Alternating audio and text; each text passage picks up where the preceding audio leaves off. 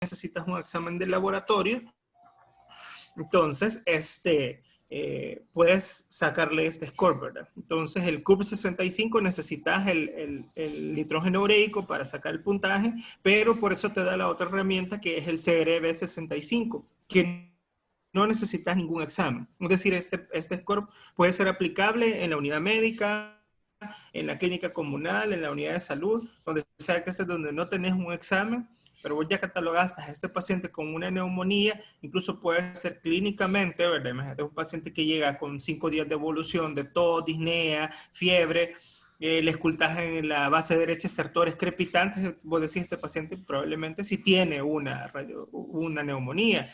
Tal vez no tenga radiografía en ese momento, pero clínicamente voy a poder catalogar a este paciente, ¿verdad? Como una neumonía. Entonces voy a decir, bueno, le doy manejo ambulatorio, lo refiero al hospital para que lo ingresen. ¿Okay? Entonces saquémosle el CURP. Entonces, de acuerdo al puntaje que se tiene, la mortalidad o el porcentaje de complicación de este paciente, si tiene más de un punto, entonces este paciente tiene que quedar ingresado, lo tenés que mandar a ingreso, ¿verdad? Si el paciente solo tiene de 0 a 1 punto, entonces este paciente puede darle manejo ambulatorio. Entonces, con un antibiótico oral, ¿verdad? Entonces, que también ahí hay antibióticos orales dependiendo de las características clínicas del paciente, creo que más adelante también lo mencioné, ¿verdad? Sí. Entonces, ¿cómo se llama? Es un score que te permite tomar decisiones con el paciente ahí en la clínica, solo por clínica, ¿verdad? Entonces, si no tenés laboratorio, entonces solo con el CRB 65, que solo necesitas las características clínicas y la edad del paciente, únicamente. Si el paciente está confuso, la frecuencia respiratoria, la presión sanguínea y la edad del paciente. Entonces, vos ahí decís, ok, tiene un punto. Entonces le voy a dar manejo ambulatorio con este antibiótico. Entonces, si el paciente ya tiene más de un punto, ya tiene 2 o 3 o 4 puntos, entonces probablemente sí, este paciente debe ser referido para que le hagan estudios complementarios y probablemente para ingreso hospitalario, ¿verdad? Entonces, en tu hoja de evaluación, lo mismo, ¿verdad? O sea, todo lo que hagas, sí, o sea, nos podemos equivocar siempre y cuando nos equivoquemos con criterio, ¿verdad? Entonces, si en tu hoja de evaluación de emergencia vos le pones, no, a este paciente yo lo despaché porque solo tenía un CRB 65 de un punto, está totalmente justificado que hayas despachado a este paciente, ¿verdad? O sea, no te pueden cuestionar el hecho de que vos lo hayas despachado, porque en ese momento no parecía tener factores de riesgo ese paciente para una complicación posterior, ¿verdad? Entonces, por eso sirven esos scores, ¿verdad? Que los conozcan. Y se fijan, son scores bien prácticos que solo necesitas 4 o 5 parámetros, nomás. Exacto. Sí, porque también estaba el índice de gravedad, de severidad de la neumonía, pero para poderlo pasar requiere mucho más tiempo de lo que tenemos a veces en la consulta. Entonces, el índice de Fine, que ese ya creo que ya está desfasado. Exacto. ¿Verdad? Es demasiado extenso y, sí, híjole, te pide un montón de cosas, hasta la magnífica. Exacto, pide demasiadas cosas, exacto. Entonces, sí puede ser aplicable el PSI en aquellos pacientes que ya están ingresados, ¿verdad? Que están ingresados. Exacto, te más chance. Exacto, que vos ya tenés más exámenes, ya tenés gases arteriales, ya tenés leucograma, tenés química en este paciente, se supone que es una neumonía grave. Entonces, y dependiendo de eso, pues también vos puedes valorar la necesidad de este paciente, si este paciente solo va a necesitar ingreso a la hospitalización general o va a necesitar probablemente cuidados críticos, ¿verdad? Cuidados intensivos, ¿verdad? Sí. Entonces, que generalmente aquellos pacientes que tienen un por 4 o 5, estos pacientes deberían estar ingresados en cuidados críticos, pero no deberíamos tenerlos ahí, ¿verdad? Exacto. Dale. Yo me acordaba que el CURP era de 1 era ambulatorio, del 2 al 3 era ingreso hospitalario y 4 arriba era manejo en UCI. Sí, sí. Así es, doctor. Así es, doctor. Así es. Ok, bien, las estrategias del tratamiento inicial en los pacientes que son manejados ambulatoriamente en casos de neumonía, ¿verdad? Adquirida en la comunidad. Por ejemplo, si este paciente no tiene comorbilidades o factores de riesgo para que nosotros sospechemos que sea el agente patógeno Staphylococcus aureus resistente a la metilciclina o Pseudomonas aeruginosa, el régimen que se nos indica o el estándar sería amoxicilina o la doxiciclina o macrólidos. Pero lo que le mencionaba, ¿verdad? Que esa monoterapia En casos, se va a dar inmunoterapia en casos donde la resistencia a los macrólidos sea menor al 25%. Y cuando ya el paciente tiene unas comorbilidades, se tiene que dar una terapia combinada con amoxicilina, ácido clavulánico o una cefalosporina, ya sea de primera o de tercera generación, un macrólido, ordoxicilina, o bien una monoterapia con fluoroquinolona, ¿verdad? Respiratoria, ya sea ciprofloxacino o levofloxacino. Bien, las estrategias de inicio de tratamiento para los pacientes que tienen una neumonía adquirida, pero que ya son categorizadas como un nivel severo de neumonía, lo cambia un poco, ¿verdad?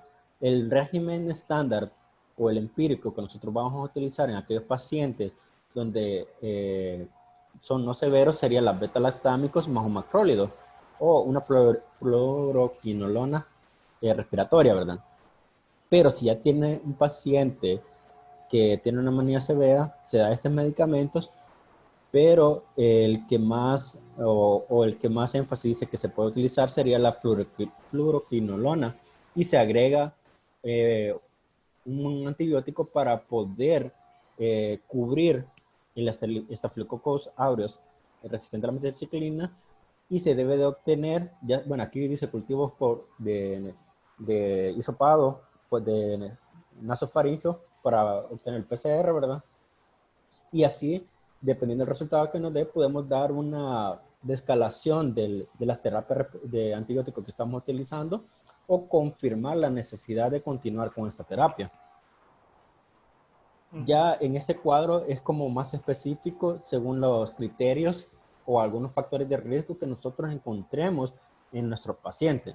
Por ejemplo, en aquellas personas que habían estado sanas y que no han recibido antibióticos en los 90 días anteriores, podemos iniciar una monoterapia con macrólido, claritromicina, 500 miligramos orales 2 veces al día, o bien si el paciente tolera la citromicina, le podemos dar una sola dosis de 500 miligramos seguida de 2 dosis de 250 miligramos al día, ¿verdad? O bien doxiciclina 100 miligramos orales 2 veces al día. Si tiene otros trastornos concomitantes o que recibió antibiótico en los últimos 90 días, se debe de seleccionar otro fármaco de clase diferente al que haya recibido ese paciente.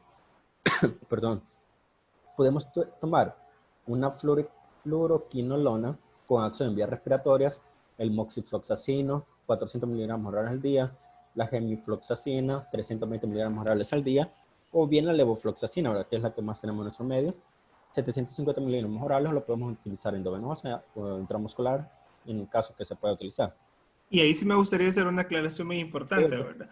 Entonces, si se fijan, vamos a utilizar una fluoroquinolona con acción en las vías respiratorias, ¿verdad? Entonces, que puede ser levofloxacina, moxifloxacina, gemifloxacina, pero no vamos a utilizar ciprofloxacina, ¿verdad? Esa ni siquiera es una fluoroquinolona, es una quinolona nada más, ¿verdad? Entonces, porque hay muchos, pues sí, que tenemos la idea de que como es quinolona, le dejamos ciprofloxacina para la vía respiratoria, ¿verdad? Entonces, ese es un antibiótico que no tiene acción en la vía respiratoria. Entonces, por favor, no vayamos a dejar ciprofloxacina a estos pacientes, ¿verdad? Nunca. Entonces, vamos a dar levofloxacina o moxifloxacina, ¿verdad? Porque ustedes ya conocen esto y ven que tiene que ser una fluoroquinolona que tenga acción en las vías respiratorias. Exacto. O también podemos dar un beta-lactámico, ¿verdad? De preferencia dosis altas de amoxicilina, 1 gramo 3 veces al día, o la combinación de clavulánico con amoxicilina, 2 gramos 2 veces al día. Y otras posibilidades ya sería dar acetaminofén de 1 a 2 gramos intravenosos al día, o bien dar, y además de esto le tenemos que agregar un macrólido. Y en regiones en que es muy frecuente la resistencia de alto nivel de neumococos a macrólidos, como habíamos mencionado anteriormente, tendríamos que pensar en dar otro medicamento y una terapia que no sea monoterapia, sino que sea con 2 antibióticos. Bien, en sujetos que se encuentran hospitalizados, pero que no están en UCI, se le puede dar una fluoroquinolona con acción en vías respiratorias, que ya mencionamos, ¿verdad? Por ejemplo, el levofloxacino intravenoso, 750 miligramos, o bien un beta-lactámico, como ya empezado la ampicilina, 1 a 2 gramos intravenoso cada 4 o 6 horas, la cefotaxima, 1 a 2 gramos intravenosos cada 8 horas, el ertapenem, 1 gramo intravenoso al día, y además de un macrólido, ya sea la claritromicina o citromicinas orales, ¿verdad? O podemos utilizar acetaminofen intravenosa, 1 gramo una vez para seguir con 500 miligramos al día. Y ya en pacientes que se encuentran hospitalizados y en UCI, se necesita un beta-lactámico, por ejemplo, la cefotaxima, 2 gramos intravenosos cada 8 horas, antibióticos con un amplio espectro, como la ampicilina sulbactam, 2 gramos intravenosos cada 8 horas, o cefotaxima, 1 a 2 gramos intravenosos cada 8 horas, y además se le agrega citromicina o una fluoroquinolona, ¿verdad? Bien, los criterios para hacer una transición de los pacientes con neumonía adquirida en la comunidad de tratamiento antibiótico intravenosa hacia el oral, primero es que el paciente tolere la vía oral, ¿verdad? Segundo, que la frecuencia cardíaca sea menor de 100 latidos por minuto y que la presión arterial sistólica sea mayor de 90, que la saturación de oxígeno sea mayor de 90%, el oxígeno parcial, la presión parcial de oxígeno sea mayor de 60 milímetros de mercurio, o que en el aire ambiente, al aire ambiente, perdón, o con un bajo flujo de oxígeno suplementario, ¿verdad? La frecuencia respiratoria sea menor de 25 respiraciones por minuto, el retorno el estado de conciencia del paciente, y la temperatura de 38.3 grados centígrados. Yo recuerdo en mi práctica clínica, ¿verdad? En mi internado, una de las recomendaciones que utilizaban o los criterios que utilizábamos nosotros en el Rosales era que si el paciente se le daba antibiótico 2 días y a los 2 días caía la fiebre, era el único criterio que se utilizaba en ese momento en el Rosales para ya decir que el paciente ya podía dársele los antibióticos orales, ¿verdad? Pero como podemos revisar aquí, no solamente es el único criterio, no solamente la caída de la fiebre, sino que podemos hacer uso de otros criterios para hacer el traslape. Efectivamente, ¿verdad? O sea, esos son criterios para los cuales vos ya podés valorar el alta del paciente y continuar una antibiótico terapia oral, ¿verdad? El paciente esté hemodinámicamente estable, obviamente que el paciente ya pueda comer o tomar sus medicamentos, ¿verdad? Que ha disminuido la frecuencia respiratoria y que la fiebre haya caído, ¿verdad? Obviamente el estado de conciencia del paciente es importante. Entonces, que sí, por lo menos este paciente haya tenido más de 24 horas ya con estos criterios de resolución para que nosotros podamos valorar el alta en el paciente, ¿verdad? No es que ahora ya la saturación está en 94, todavía es un pico de fiebre en la mañana, me lo despacho hoy mismo, ¿verdad? Entonces, no, ¿verdad? Por lo menos que haya tenido 24 horas con estos criterios, ¿verdad? Para que nosotros podamos decidir el traslape a una vía oral en el paciente. Ok. Solo como comentario o anuncio. Fíjense que me estaba diciendo lo mismo nuevamente, doctor Santa Cruz, que solamente me da 10 minutos más del que tengo ahorita. Así que sí, es cierto, sí estoy viendo. Así que se puede cortar. Yo creo que tal vez se puede utilizar un link de los que hemos estado utilizando los días anteriores para evitar eso. Si me haces el favor de hacerte como el hospedador y después darme acceso a mí. ¿Cómo fue? ¿Vas a hospedar a quién que te dé acceso a dónde? No, pucha. No solo que no hospedes al coronavirus, viejo, es suficiente. Informáticamente me sentí tipo bacteria, iba así. Hacete el hospedador de Adner y dale acceso, por favor. Bueno, informáticamente hablando, ¿verdad? Que me preste su sala, como anteriormente. Bien. Vaya, prestarle la sala, solo la sala, ¿viste? No le presté el comedor ni la cocina. Pero es que yo creo que hay que, o sea, si ocupamos uno de los links anteriores, tenemos que, o sea, salirnos todos de este otra vez. Cuando termine entonces, si querés, y de ahí... Okay. Se corta y nos avisan entonces. Okay. Bueno, Okay. ¿qué es lo nuevo en el tema de la neumonía adquirida en la comunidad, verdad? Bueno, para pacientes con neumonías severas adquirida en la comunidad, menciona que la utilización de esteroides disminuye el riesgo de distrés respiratorios en los adultos, el síndrome de distrés respiratorios en los adultos, y reduce modestamente la necesidad de estar en los días de estancia en la unidad de UCI, así como el tratamiento con antibióticos intravenosos y el tiempo que va a requerir este paciente para lograr una estabilidad clínica. Por eso es que se recomienda el uso de esteroides en las primeras 36 horas. También en adultos mayores de 65 años y se debería de dar rutinariamente, es como en el esquema nacional de vacunación que tenemos en adultos mayores de 60, ¿verdad? Una dosis de vacuna de ya sea neumococos 13 valente o bien de utilizar el 23 valente. Además de esto, se debería de utilizar la vacuna contra la influenza en estos adultos mayores y en los pacientes que presentan o tienen un factor de riesgo para estar padeciendo de neumonía, por ejemplo, pacientes de POD o que ya tienen una neumopatía estructural, ¿verdad? Y aquí hace la aclaración que es preferible iniciar este esquema de las vacunas con la 13 valente y posteriormente al año recibir una de 23 valentes.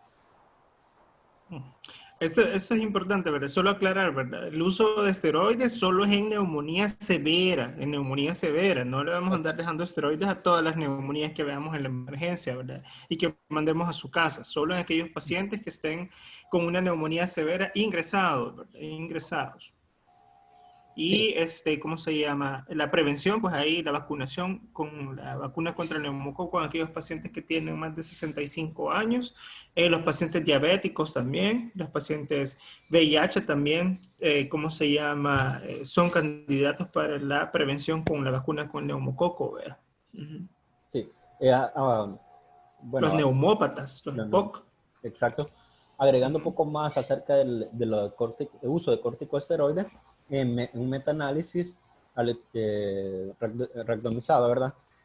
Se encontró que se ha demostrado que disminuye el riesgo de distrés respiratorio en los adultos con un riesgo de 0.21, ¿verdad? Con un índice de confianza del 95%. También se ha observado que reduce la necesidad de ventilación mecánica y un 3% de la reducción en la mortalidad en casos de utilizar regímenes típicos, ¿verdad? Dice que se puede utilizar la metilprednisolona 0.5 miligramos por kilogramo de peso cada 12 horas por 5 a 7 días y se debe de administrar en las primeras 36 horas de la administración, ¿verdad? Entonces, ¿cuándo se debe repetirse la radiografía de tórax y qué debe hacerse si no se ha normalizado?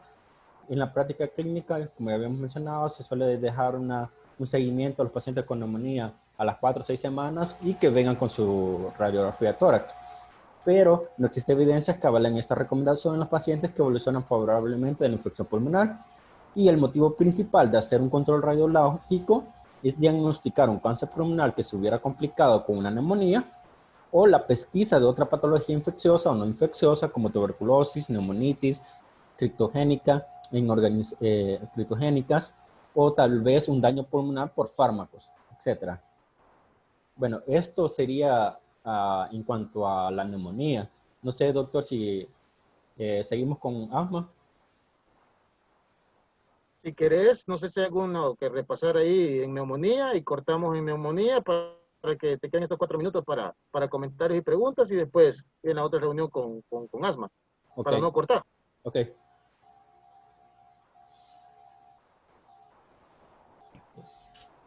¿Alguna pregunta? Tenemos 4 minutos todavía en esta sesión.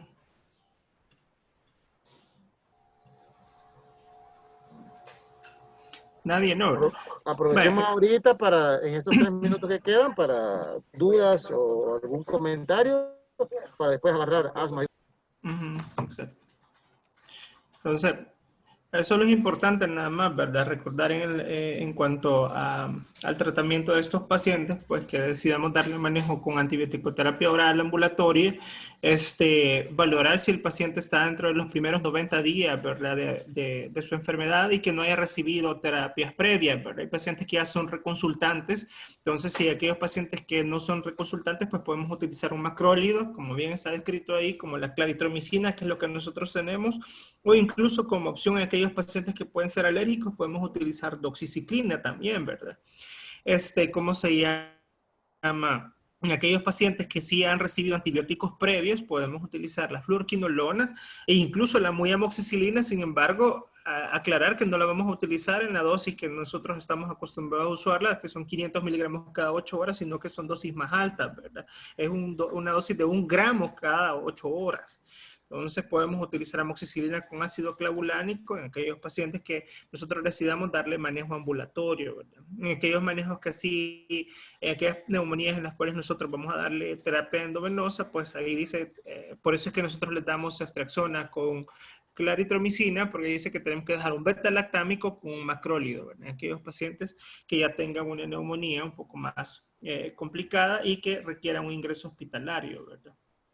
Entonces, si recuerden que tenemos los scores diagnósticos, como le digo, son scores que no necesitan un estudio de imagen en ese momento probablemente o un examen de laboratorio para que nosotros podamos decidir el manejo y que lo que nos predicen pues es precisamente la probabilidad de que este paciente se vaya a complicar, ¿verdad? Entonces, utilícenlos, traten de hacerlo, ¿cómo se llama? En su práctica clínica, ¿verdad? Porque, pues sí, nos puede librar a veces hasta de una demanda, a veces. Si el paciente muere por otra cosa y nos van a querer echar la culpa, ¿verdad? Si nosotros hemos justificado bien nuestro manejo, pues no hay ningún motivo para que nosotros tengamos ningún inconveniente con esto, ¿verdad? ¿Alguna pregunta? Me parece interesante el punto, Amner, que hayas tomado a bien el incluir el ultrasonografía pleural, ¿verdad? Sí, doctor. Porque en realidad esa es la visión que nosotros vamos a tener de aquí en adelante. Y sobre todo en este momentito de esta pandemia, nos estamos dando cuenta qué tan tardado es para tomar decisiones en base a una radiografía, ¿verdad? Mientras que si tenés un ultra portátil en la emergencia, tenés 1 minuto y podés hacer un diagnóstico pronóstico o un diagnóstico para tomar decisiones, ¿verdad?